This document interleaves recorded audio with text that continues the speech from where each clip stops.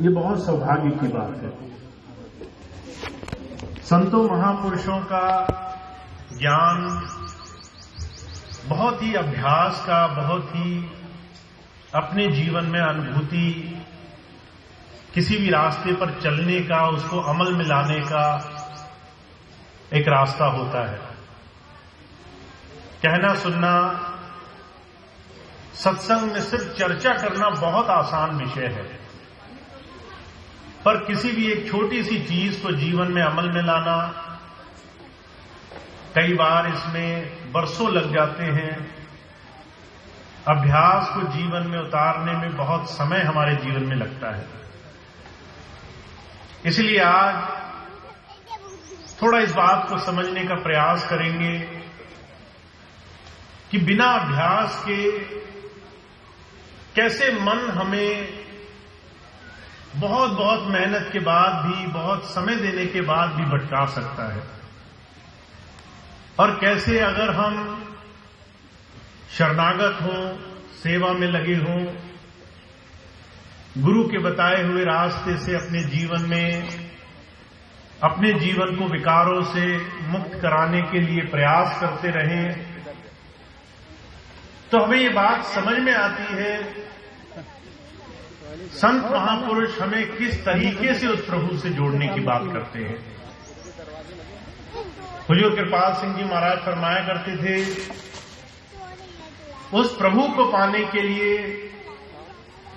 3 कृपाएं बहुत आवश्यक हैं। प्रभु कृपा हुई, मनुष्य जीवन मिला, मनुष्य जीवन में विवेक ने, सद्बुद्धि ने इस जीवन के हर एक पहलू को देखकर परख करी और इस बात का अंदाजा लगाया कि जीवन का महत्व मरने से पहले इस जीवन के सच्चाई को, सच्चे स्वरूप को जान लेने में है। कितने लोग ऐसे हैं संसार में जो 24 घंटे सिर्फ संसार में दुनिया की भौतिकता कमाने में लगे हैं।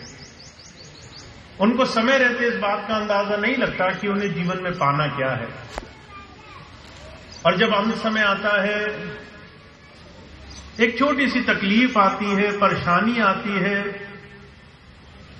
तब उन्हें इस बात का एहसास होता है जीवन में महत्व किस चीज का है।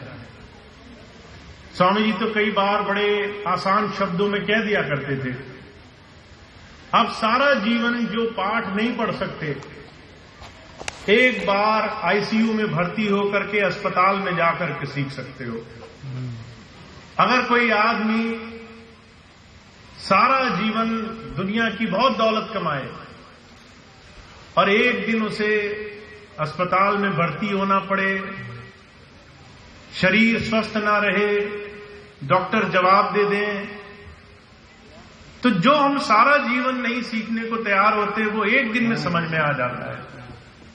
हमारे जीवन का महत्व किस चीज में है, हम किस चीज की चिंताओं में, किस लड़ाई झगड़े में, किस भेदभाव में, किस ऊंच नीच में, किस द्वंद में अपना सर दुनिया से टकराते घूमते हैं, और हमें इस बात का एहसास नहीं है ये जीवन बस कुछ चंद क्षणों का है। इस जीवन में आपको कुछ विशेष करना है। जब ये सुदबुद आ जाए और किसी महापुरुष के पास बैठने की चाह बनने लगे, सौभाग्य बन जाए, वहां फिर गुरु कृपा कि वो हमें नाम प्रभु धारा के साधन से जोड़ दे। संतों से नाम लेना आसान नहीं होता। आपको लगता होगा कि आप गए, नाम के लिए बिठा दिया गया, आपको नाम मिल गया।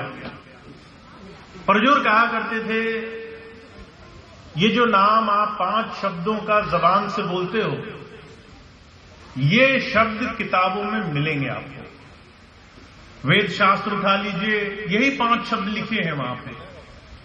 भागवत, दूसरे महापुरुषों की पुस्तक उठा लीजिए, ये शब्द मौजूद हैं।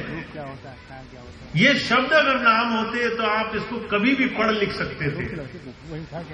इसका मतलब जब संत नाम की बात करता है तो किसी और नाम की बात करता है।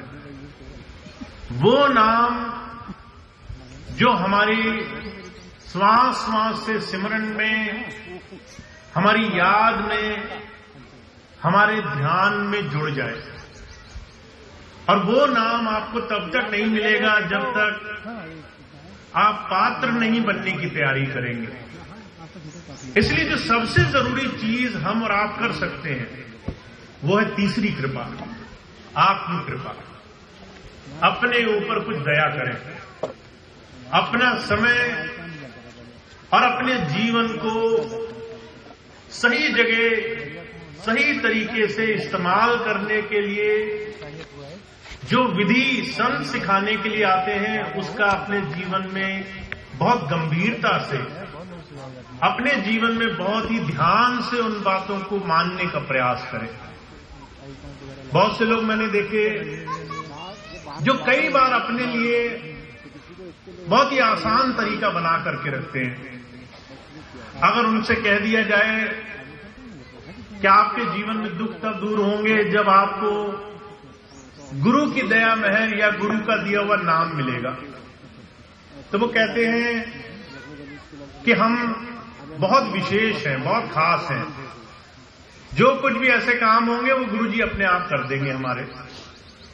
कई बार लोगों के मुंह से बात निकलती है कि गुरु की कृपा है, वो तो हमेशा बनी हुई है।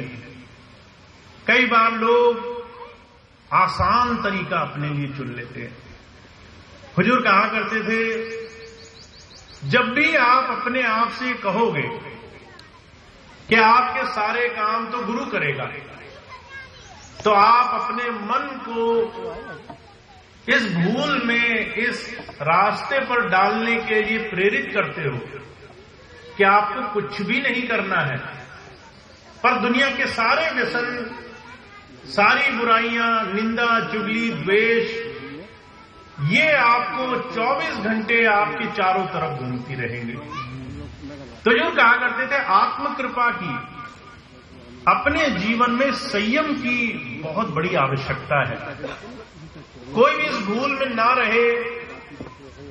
हमारे जीवन में कृपा सिर्फ शरीर रूप में किसी महात्मा से जुड़ने मात्र से हो जाती है।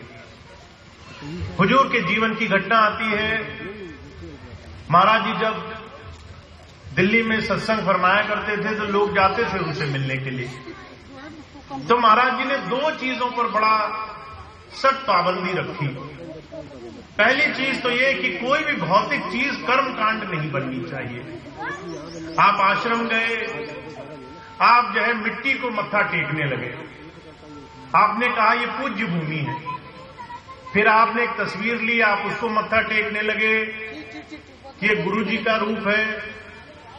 फिर जब शरीर रूप में गुरुजी मिले तो आप वहां मत्था टेकने लगे। मन को हमने ये आज्ञा दी कि हमारा काम तो इसी से पूरा हो गया, हमने मत्था टेक दिया, हमारा काम संपन्न हो गया। हुजूर ने बड़ी सख्त हिदायत रखी कि कभी भी किसी संत महापुरुष के पास जाकर के जब आप उसकी आंखों में नहीं देखते, जब आप उसकी तरफ प्रेम भाव से कुछ लेने के इरादे से नहीं जाते, वो आपकी तरफ देखता है, आप नजर चुरा लेते हो। वो आपको कुछ देना चाहता है, आप आंखें मूंद करके आसान तरीका कि पैर छू लिए, दूसरे काम कर लिए, तो कहीं न कहीं एक खुला हुआ रास्ता, एक सुलभ साधारण रास्ता भी मुश्किल हो जाता है। तो महाराज जी कहा करते थे, बड़ी दूर से सेवादारों को सख्त हिदायत थी कि भाई किसी को भी पैर नहीं छूने देने हैं। कारण क्या है? संत जब भी इस तरह के कोई काम करता है, वो ये नहीं कि आपको किसी चीज से वंचित रखना चाहता है, वो आपको सही रास्ते से जोड़ने के लिए आया है। इसलिए भगवान श्री कृष्ण ने कहा है, कर्म के 2 स्वरूप हैं। बहुत से लोग कहते हैं हमें निष्काम कर्म सिखा दो, पर भगवान श्री कृष्ण ने कहा है कर्म के 2 स्वरूप हैं। एक कर्म जो आपको मुक्ति की तरफ ले जाएगा, आपको उस प्रभु से जोड़ेगा, कर्मयोग, और दूसरा कर्म कांड। हर एक वो रास्ता जो आपको आसान लगे और आपको लगे कि इससे काम बन जाएगा, पर वो आपको सही चीज से भ्रमित कर दे। तो भगवान श्री कृष्ण कह रहे हैं कर्म कांड से बचने के लिए मन पर अंकुश लगाना पड़ेगा।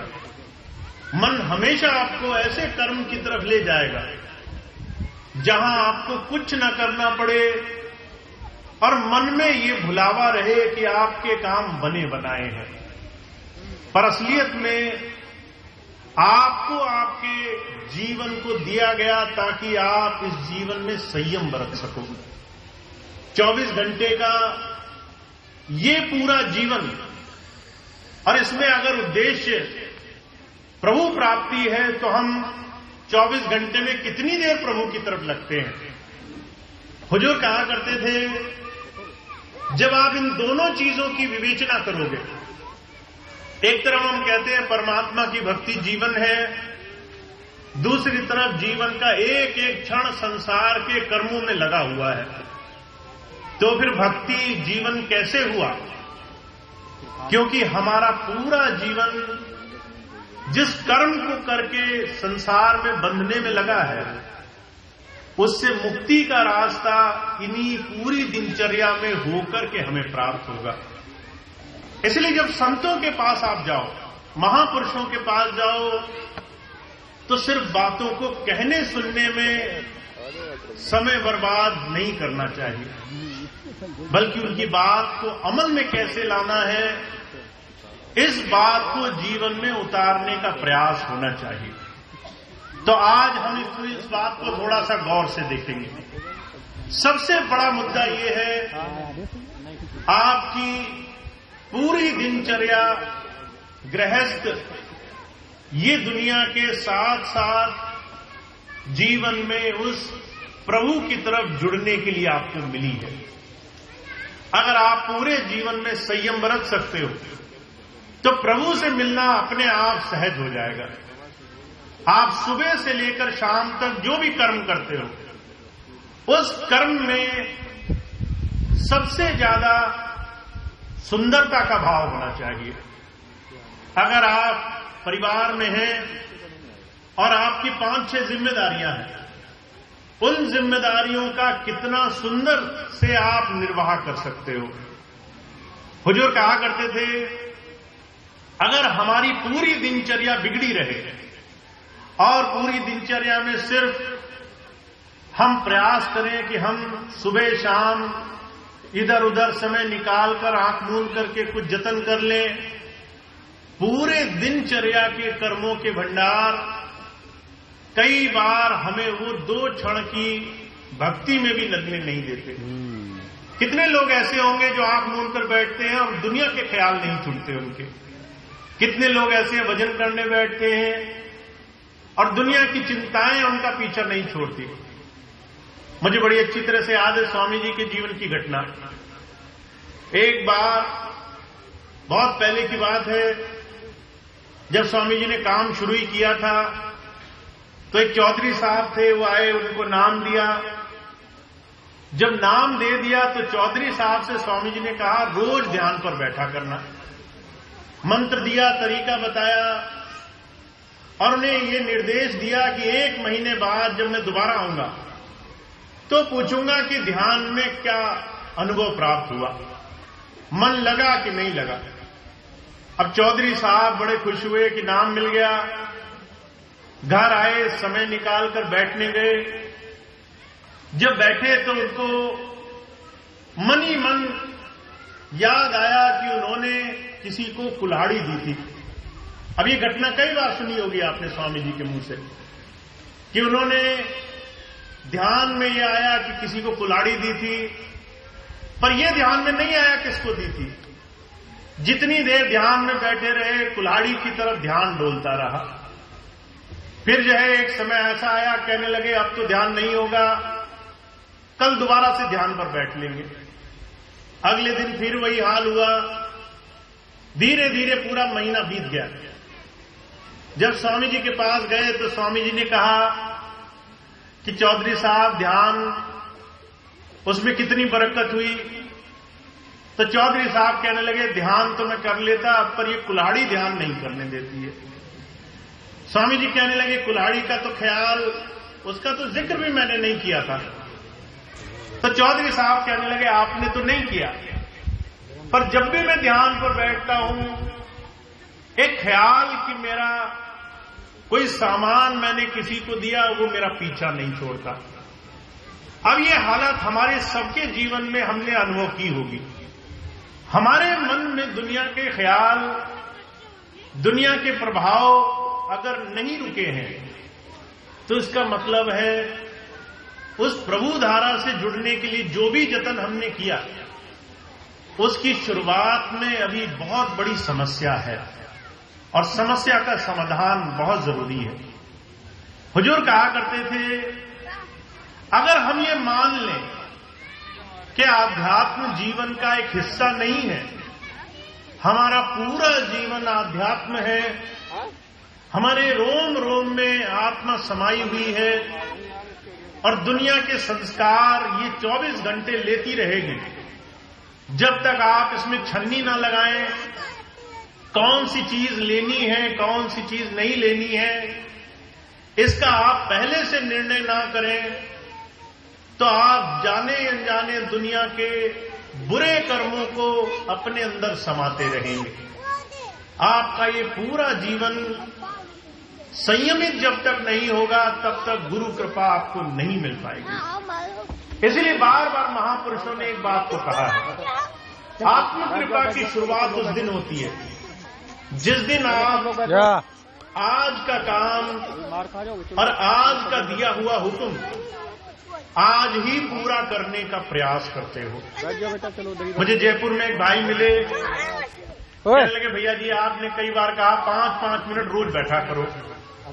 मैंने नियम बनाया, फिर मैंने सोचा कि 5 मिनट आज किसी काम में व्यस्त हूं, कल बैठ लूंगा। 10 मिनट बैठना आसान होगा, 10 मिनट में कोई दिक्कत नहीं होगी। अगले दिन फिर कुछ काम आ गया, मैंने सोचा 10 मिनट जो है अगले तीसरे दिन कर लेंगे, 15 मिनट साथ मिल करके कर लेंगे।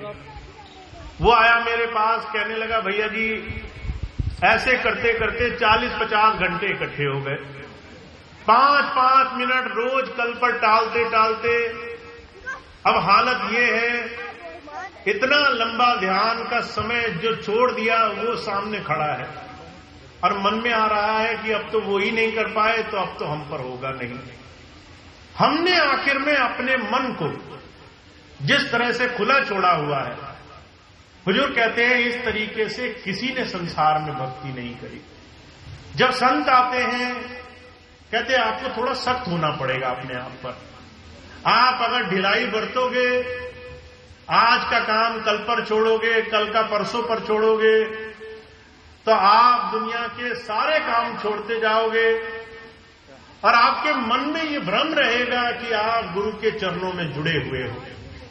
जब कष्ट आएगा, परेशानी आएगी, तब आपको इस बात का एहसास होगा कि आपने बहुत सारा समय मन के कारण छोड़ दिया है। इसलिए जब जब महापुरुष आते हैं वो अपना जीवन आदर्श रूप में रखते हैं। कहते हैं आपका ये नियम व्रत होना चाहिए, बहुत दृढ़ संकल्प होना चाहिए कि आप अपने जीवन में अगर गुरु पद पर आए हो तो ये बहुत बड़ी कृपा है। इसको आप बहुत हल्के में, बहुत ही साधारण रूप में ना लें। नाम मिलना भी अपने आप में बहुत बड़ी बरकत की बात है। बाबा जयमल सिंह जी महाराज थे, उन्होंने सारा जीवन गुरु की तलाश की। सारा जीवन तलाश करने के बाद, बहुत समय के बाद, बहुत दुख उठाने के बाद उन्हें आगरा में गुरु मिले। और जब गुरु मिले, नाम मिला, जब उनकी ध्यान की स्थिति बनी, तो जो है हुजूर ने, स्वामी शिवदयाल सिंह जी महाराज ने उन्हें एक आदेश दिया कि जयमल सिंह अगर तुम्हें कोई उचित लगे, कोई जिज्ञासु प्रेमी लगे तो तुम उसे नाम दे सकते हो। जयमल सिंह जी महाराज को ये हुक्म था कि अगर कोई प्रेमी लगे तो तुम मेरी वजह से उसको नाम दे सकते हो। पर बाबा जयमल सिंह जी महाराज नाम की कीमत जानते थे। बहुत भटकने के बाद नाम मिला था। हजारों गुरु ढूंढे थे और एक एक गुरु बहुत बड़े काम कराता था। कोई तप नियम कराता था, कोई भूख प्यास में रखता था, कोई हठ योग कराता था। आज हम अगर थोड़ी देर भी शरीर से या मन बुद्धि से या फिर किसी भी तरीके से त्याग की स्थिति में आ जाएं, तब हमें पता चलेगा कि नाम लेने के लिए लोगों ने कितनी मेहनत करी है। जयमल सिंह जी महाराज ने सारे जतन किए थे। किसी ने कहा भूखे रहो तो भूखे रहे, किसी ने कहा हठ योग करो तो हठ योग किया। उसके बाद जब गुरु मिला, नाम मिला, तो नाम की कीमत जानते थे। नाम किसी को देते नहीं थे।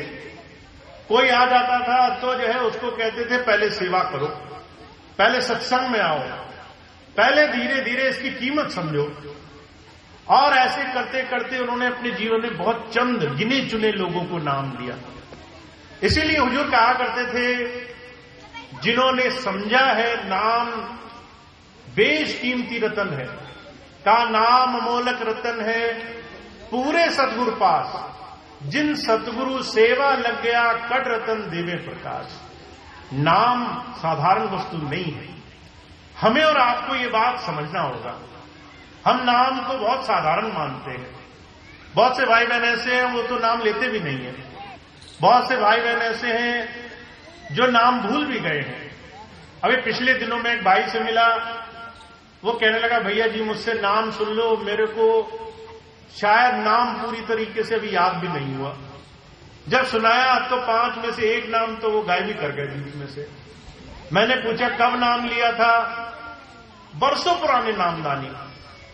पर जब नाम को आप कोई कीमत नहीं देंगे, उसके अभ्यास में समय नहीं देंगे, अपने आप को गुरु के दिए हुए नियम और व्रत पर चलाने के लिए कदम नहीं उठाएंगे, तो मन में एक भ्रम रह जाएगा कि हम गुरु से जुड़े हुए हैं। और हुजूर कहा करते थे इसकी परीक्षा तब होगी जब संकट सामने आकर खड़ा हो जाएगा। इसलिए कबीर साहब बार बार जोर देकर कहते दुख में सुमिरन सब करे, सुख में करे न कोई, जो सुख में सुमिरन करे तो दुख काहे होए। हमें ऐसा समय ही क्यों आने देना कि हमें दुख आएगा तभी हम नाम लेंगे, हमें संकट आएगा तभी हम नाम लेंगे।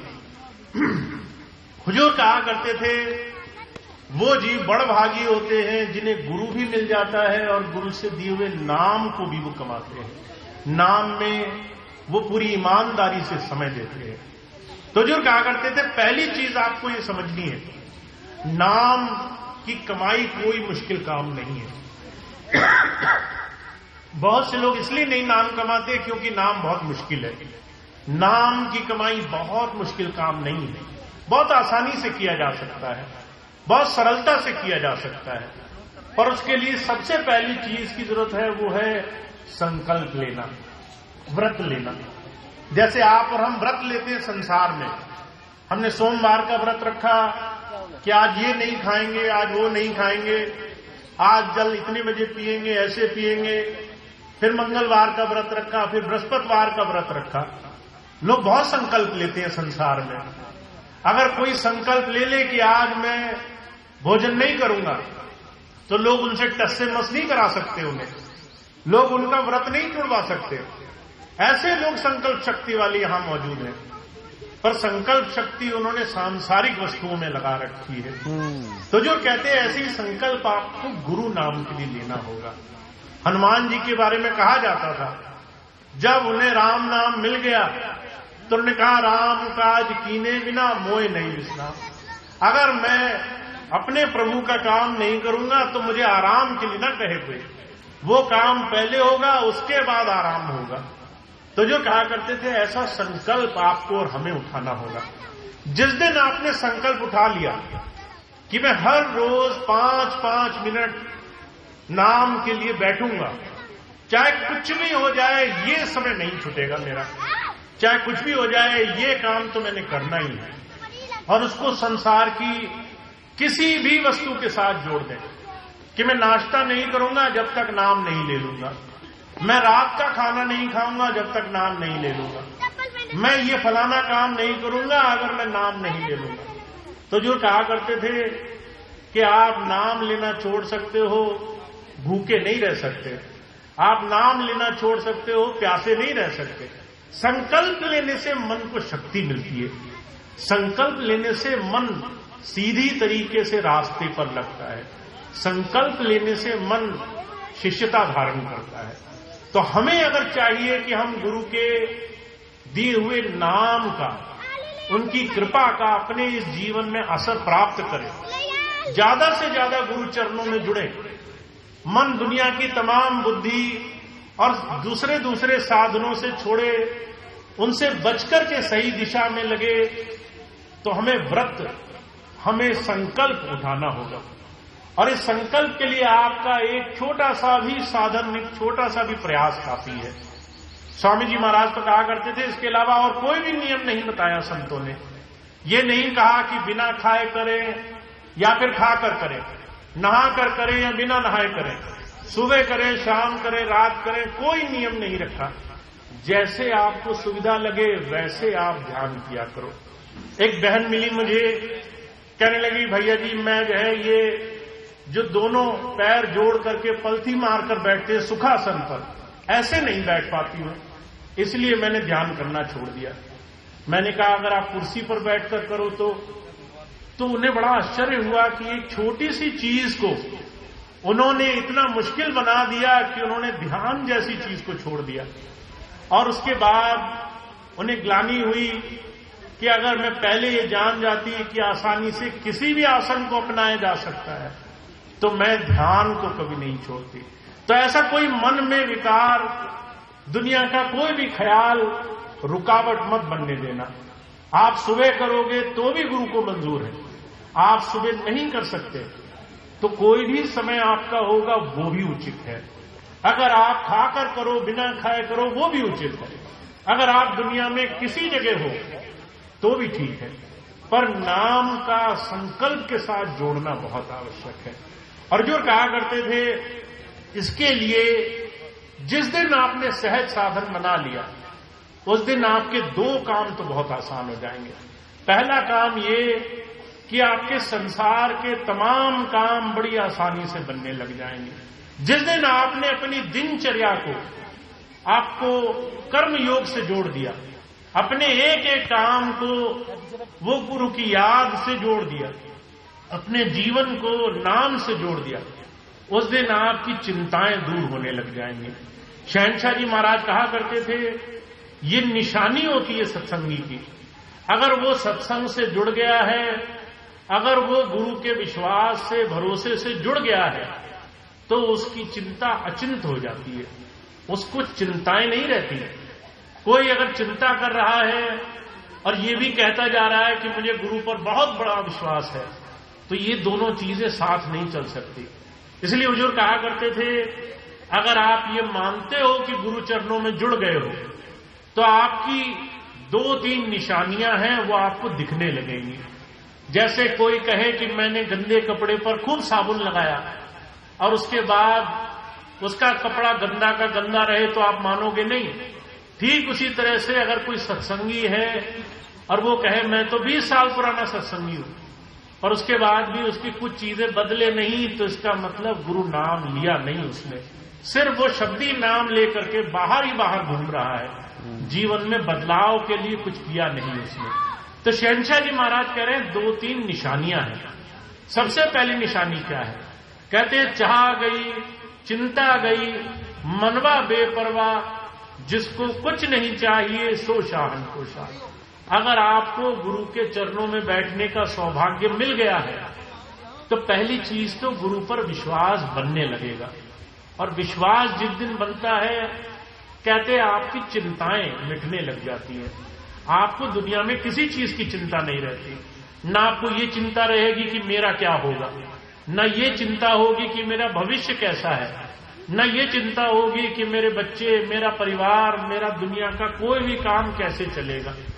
अचिंत अवस्था ये गुरु के विश्वास का सबसे पहला उदाहरण है। इसलिए शहंशाह जी महाराज कह रहे हैं अपने आप को परखो, अपने आप को रोज देखो कि आपने गुरु के नाम पर विश्वास टिकाना शुरू किया कि नहीं किया। और उसकी निशानी क्या है? चिंताएं दूर होंगी, मन में विश्वास बनेगा, आपको ये भरोसा बनेगा कि आपके सारे काम प्रभु की कृपा से है। अगर आपके जीवन में कष्ट आ रहा है तो उसके पीछे भी कोई राज है। अगर आपके पीछे कोई समस्या है, अगर आपको कोई तकलीफ हो रही है, तो उसमें भी परमात्मा की कोई बहुत बड़ी राजी है, उसमें भी आपके जीवन में बहुत कुछ अच्छा होना है, कहीं ना कहीं उससे भी रास्ता निकलना है, उससे भी आपके कर्म कहीं ना कहीं हल्के होने हैं। तो वो भी हमारे लिए चिंता का विषय नहीं होना चाहिए। दूसरी चीज कहते हैं मन में बेपरवाही आ जाएगी। आपको किसी भी चीज की जो भी आज आपके मन में ख्याल आता है, उन तमाम चीजों की पहले से पहले आपको जानकारी होने लग जाएगी, चीजें अपने आप आपकी बनने लग जाएंगी। आप देखेंगे आपके जीवन के सारे काम कहने से पहले पूरे हो रहे हैं। ये निशानियां हैं। शहंशाह जी महाराज कहते हैं एक सत्संगी के जीवन का ऐसा बनना तभी संभव है जब वो अपने ऊपर कृपा करेगा, जब वो आत्म कृपा को सबसे पहले स्थान देगा, जब हर रोज अपने जीवन को गुरु के चरणों में जोड़ने के लिए लगेगा। तो आप सब बहुत भाग्यशाली हैं। बहुत से भाई बहन ऐसे हैं वो बहुत पहले से जुड़े हुए हैं। बहुत से भाई बहन ऐसे हैं जिन्होंने महाराज जी के चरणों में बैठने का सौभाग्य पाया है। मुझे एक ऐसे भाई मिले पिछले दिनों जिन्होंने महाराज जी से नाम लिया था। महाराज जी सन 1974 से पहले वो जो है नाम दिया करते थे। 50 साल के आसपास हो गए। लोगों का इतना लंबा जीवन संतों महापुरुषों के सानिध्य में गुजर गया, पर उसके बाद भी अगर हम अपने जीवन में सांसारिक भोग विकार देखें, चिंताएं देखें, दुनिया की छोटी छोटी चीजें हमें हर रोज परेशान करती हों, इसका मतलब है हमें संजीदगी से, गंभीरता से गुरु की बात को अपने जीवन में लाने की जरूरत है। हम इसका मतलब अभी गुरु की बात को जीवन में लाने में कंजूसी बरतते हैं, तो हमें थोड़ा उस पर ध्यान देने की आवश्यकता है। इसलिए महाराज जी बार बार कहा करते थे कि भाई समय रहते इस बात का ख्याल रखो। आपको जीवन में एक ही चीज देश की हुई है, वो है आपके सांसों की पूरी। आपको जितना भी समय मिला है, इस समय को आप बहुत ध्यान से और बहुत ही ईमानदारी से बरता करो, क्योंकि जितना आप ईमानदारी से समय लगाओगे उतना ज्यादा आपके जीवन में बदलाव आने लगेगा, उतना ज्यादा आपके जीवन में परिवर्तन आने लगेगा। एक छोटी सी घटना अभी पिछले दिनों किसी ने मुझे सुनाई। आज से 1 वर्ष पहले जब यह मैं आपके बीच में नहीं आया था, तो 10 वर्ष के बहुत लंबे अंतराल में बहुत सी चीजों की कमी रही। सत्संग धीरे धीरे कम हो गए, लोगों ने शुभ कर्मों की तरफ ध्यान देना कम कर दिया। हर एक इंसान के दिमाग में यही हुआ कि चारों तरफ बुराई फैली हुई है, हमें तो हर एक चीज को अपनी मन बुद्धि से परखना है। और स्थिति ऐसी हो गई कि लोग एक दूसरे के साथ थोड़ा सा भी भाईचारा, प्रेम, व्यवहार नहीं रखते थे। जब अप्रैल का सत्संग भंडारे का आयोजन हुआ पिछले वर्ष का, तो जो है बहुत दूर से एक भाई आए बस लेकर के। जब उन्होंने मुझे बाद में घटना सुनाई तो कहने लगे, भैया जी इस बार जब हम बस लाए तो जो है नए नए लोग जो बहुत पहले से नामदानी थे, 10 वर्ष से दूर थे, बस में तो बैठ गए, पर जो है उनके मन में एक दूसरे के लिए कोई प्रेम, सेवा भावना नहीं थी। वो जो है एक दूसरे से लड़ रहे थे अपनी गद्दी के लिए कि मेरी सीट पे कोई ना बैठे, मेरी सीट पे कोई ना बैठे। लोग एक दूसरे से बहुत कठोर होकर के बहुत ही सख्त जबान में बात करते थे। कहते थे पूरा सफर ऐसा कटा कि जो है जल्दी से जल्दी ये सफर कट जाए, इस बस में बैठना मुश्किल है। फिर उसके कुछ महीने बाद जब शामली का भंडारा हुआ तो वही बस फिर से गई, वही लोग फिर से बस में गए। अब 5-6 महीने बीत चुके थे, सत्संग मिल रहा था, लोगों ने फिर से सेवा में लगना शुरू किया।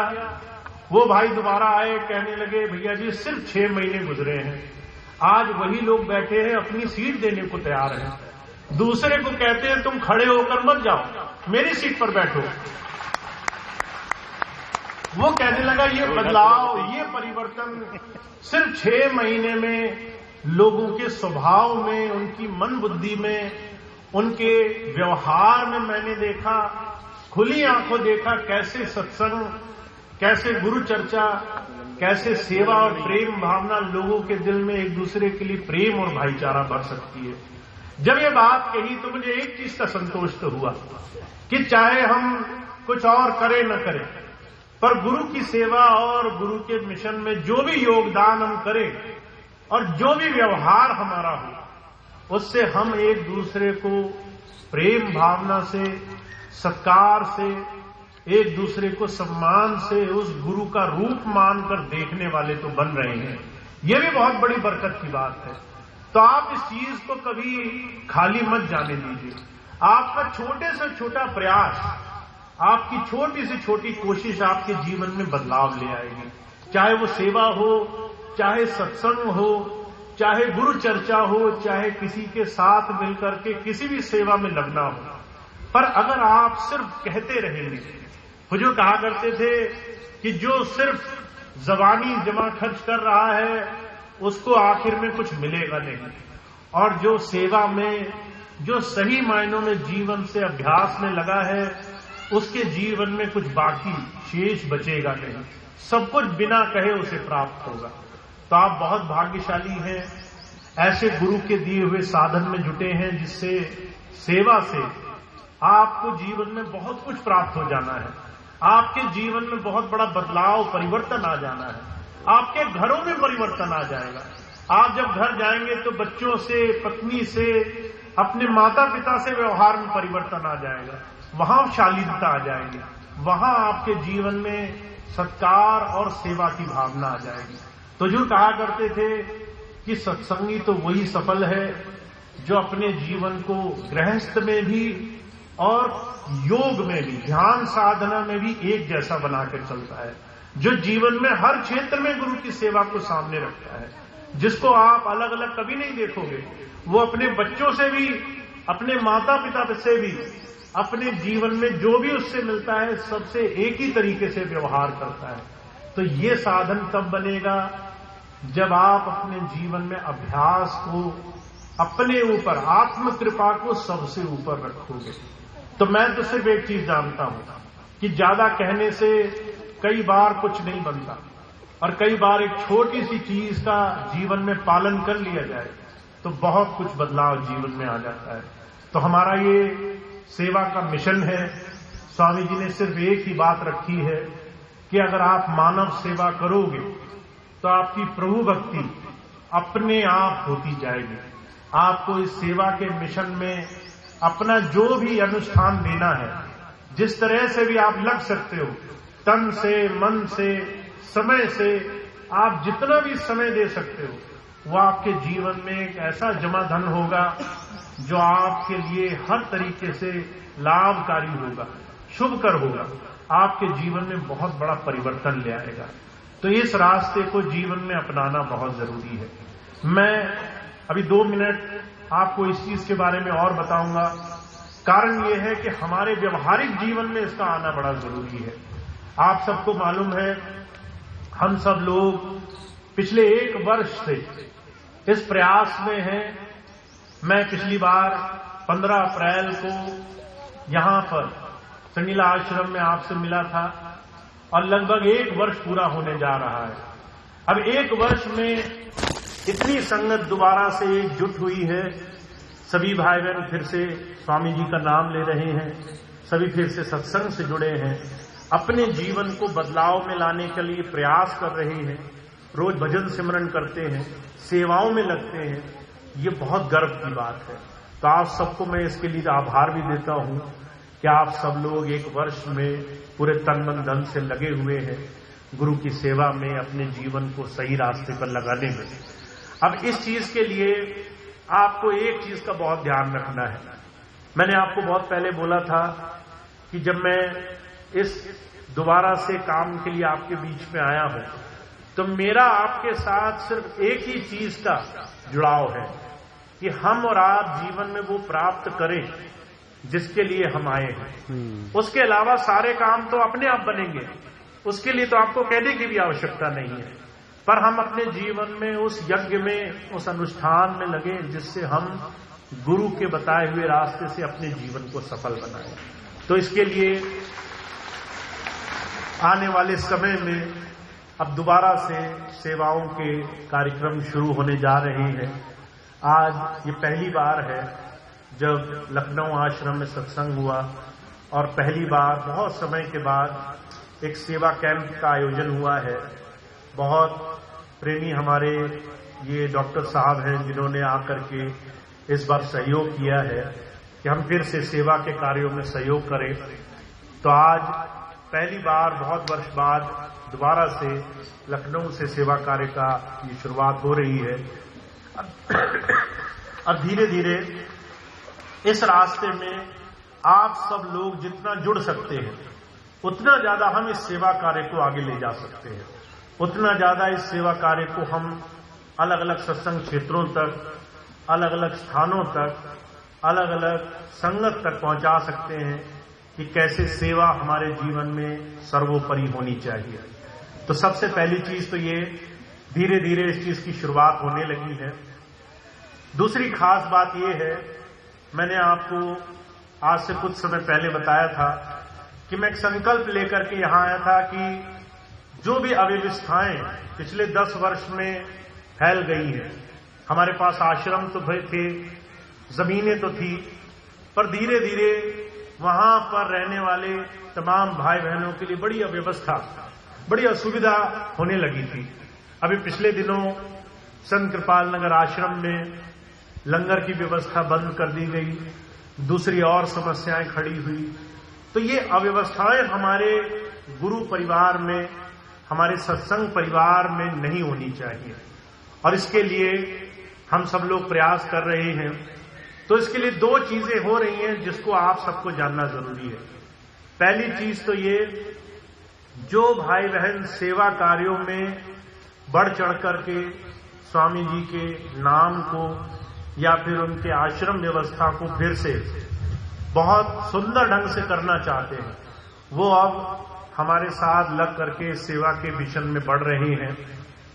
पर साथ साथ कुछ लोग ऐसे भी हैं जो किसी कारणवश अपने किसी स्वार्थ की वजह से या किसी और दूसरी वजह से वो अपने बहुत पुराने काम, अपनी पुरानी चीजें छोड़ने को तैयार नहीं। वो प्रयास कर रहे हैं कि आश्रमों में सत्संग न हो, वो प्रयास कर रहे हैं कि लोग जो आश्रमों में रहते हैं वो परेशान हो, उन्हें तकलीफें हों, उनको असुविधाएं बढ़ती जाएं। तो ऐसे लोगों को अब प्यार से समझाने की जो समय सीमा थी वो काफी हद तक समाप्त हो चुकी है।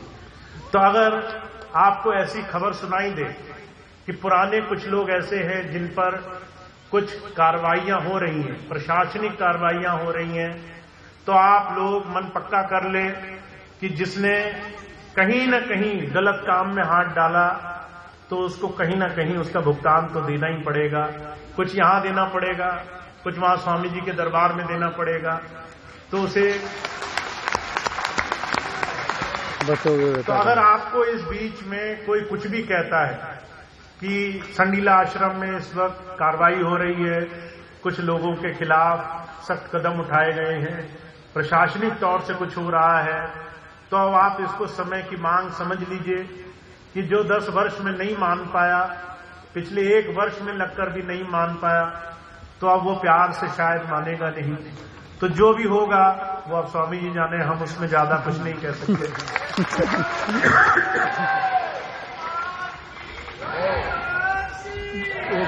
बस एक चीज का आप ध्यान रखें, जो भी हो रहा है वो इस वक्त पूरी व्यवस्था के अनुरूप हो रहा है।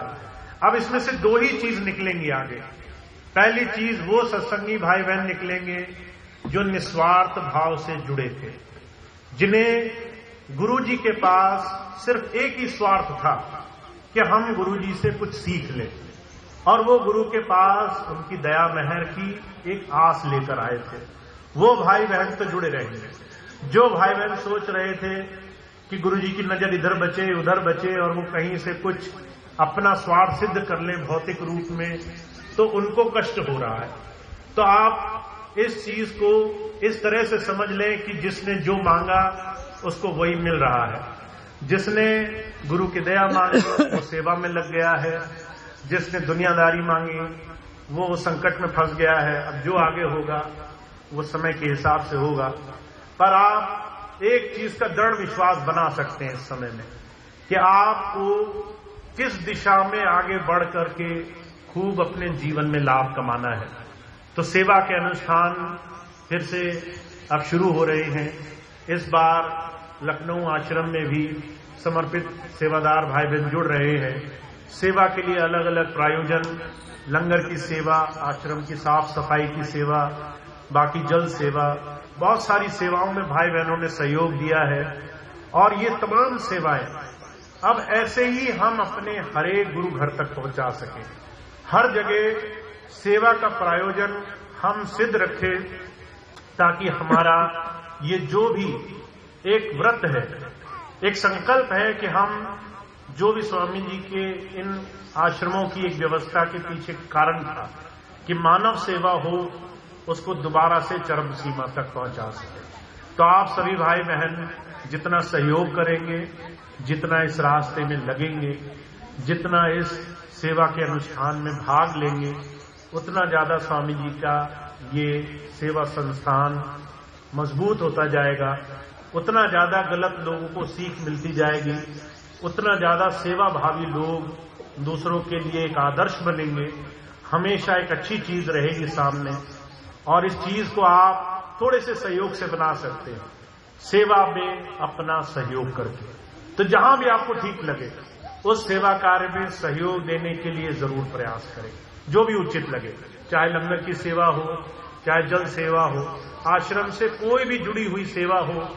आप जो भी इस कार्यक्रम के लिए, ये कहीं भी कार्यक्रम हो, उसके लिए जो भी वहां पर संचालक मंडल है उनसे संपर्क करके सेवाओं में सहयोग कर सकते हैं, इस संगठन को मजबूत कर सकते हैं। तो एक छोटी सी बात थी जो आपको बतानी आवश्यक थी। अब आप सभी भाई बहन आगे आने वाले समय में इसका लाभ ले सकते हैं, इसका ज्यादा से ज्यादा लाभ बना सकते हैं। एक दूसरी खास बात यह है, 15 अप्रैल आ रही है। बहुत से लोग पूछ रहे हैं कि 15 अप्रैल का सत्संग का कार्यक्रम कैसा होगा। हम हर एक आश्रम, संडीला आश्रम संबंधित किसी भी कार्यक्रम को इस वक्त बहुत ही शांति व्यवस्था के साथ करने की कोशिश कर रहे हैं। तो वहां पर भंडारे की व्यवस्था के लिए जो भी इसमें अधिकारी मंडल हैं उन तक अपनी अर्जी पहुंचा दी गई है। अगर वो ठीक समझेंगे तो वो कार्यक्रम वहां हो जाएगा, अगर वो ठीक नहीं समझेंगे तो उस कार्यक्रम की व्यवस्था कहीं न कहीं अवश्य हो जाएगी। तो वो हम जरूर बताएंगे, तो आप बिल्कुल निश्चिंत रहें।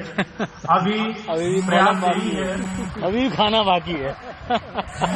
अभी प्रयास यही है कि संडीला के लिए वो कार्यक्रम करने की कोशिश की जाए।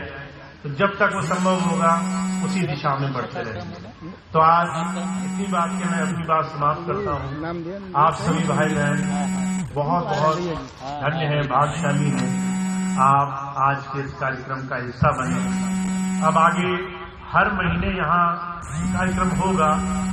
मेरा प्रयास ये है कि मैं जब भी आ सकूंगा मैं आपके इस कार्यक्रम में भाग लेने की कोशिश करूंगा और हम ज्यादा से ज्यादा सत्संग में जुड़े रहें ताकि सेवा और अपने जीवन को सही दिशा में बढ़ाने का प्रयास रहे। तो इतनी बात थी। अब एक प्रार्थना होगी और उसके बाद आज का कार्यक्रम समाप्त होगा। प्रार्थना। ये बहुत सौभाग्य की बात है, संतों महापुरुषों का ज्ञान